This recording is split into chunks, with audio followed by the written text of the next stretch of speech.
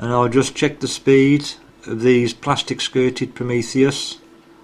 6.4, another 6.4, so they seem fairly consistent.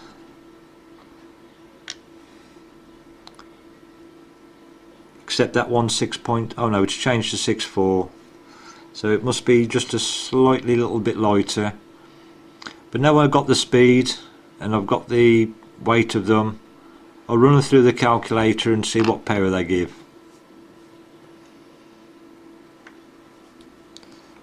I only got one recording from the Prometheus, and that was 868. Although you saw 2 shots being taken on the chrono, on the second shot I stopped. I didn't do no more. And I shall multiply that by itself again, 868, and then I shall multiply by the weight, and that was 6.4 grains. And then I'll divide by 450, 240, and that should give me the power. And that's come out at just over 10 foot-pound, at 10.7 foot-pound.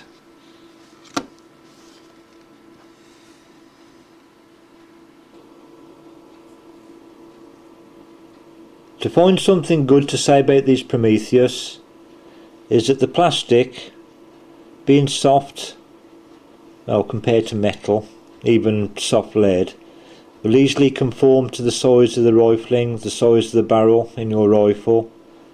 So if you find you've got a pellet fussy rifle and you have to find out 4.5, 4.51, 4.52 sort of thing, these might be better suited. And they certainly penetrate quite well. Sometimes the skirt separates from the head. You can see a separate head there, the shape of it. Got the pointed head part and the shaft, and that fits in the plastic skirt. This one's got a bit of a crack in it now. I've got a couple of separated ones, a couple of skirts there.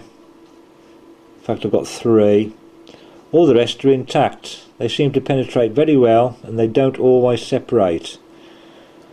I'm running out of good things to say about these. Speed's okay, weight's okay. What I really want to say is I don't like these at all. I found them very inaccurate. They wasn't very good at hitting what I was aiming at. Perhaps it's just my barrel's preference that it doesn't like them. But what I did find over some accuracy tests and penetration tests, regardless of whether they was good or bad, I did notice a few flying through the air. They did rebound, ricochet away from the target. I found these things either penetrated quite well, or even very well, or they didn't penetrate at all. They just bounced off.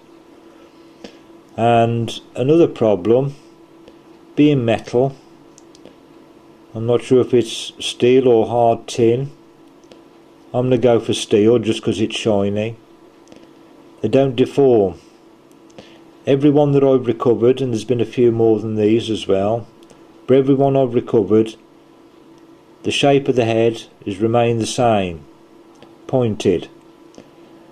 And I've already mentioned that I've spotted a few ricochets, just a streak bouncing off the target. But also when I was doing the chronograph test, the second one, that bounced back and hit me in the face. And straight away I just switched everything off and ended the shooting with it. If these things are going to bounce, it's not very safe, and you only need to be hit once, or something else that's not expecting to be hit to the one side of the target, damage to property, injury to other animals, domestic or wild, regardless, or personal injury. I'm now going to flatly refuse to use these. I'm just not going to consider them a pellet to be used at all. That's only a personal opinion, but it's from personal experience. They may be pointed, they may be non-lead and non-toxic, they may be good at accuracy in your rifle perhaps, they may be good at penetration, but for me personally, through experience, the risk of injury or damage to myself, other people, animals, property, whatever, it's too great. So I'm just not going to use these at all. For me, no recommendation whatsoever.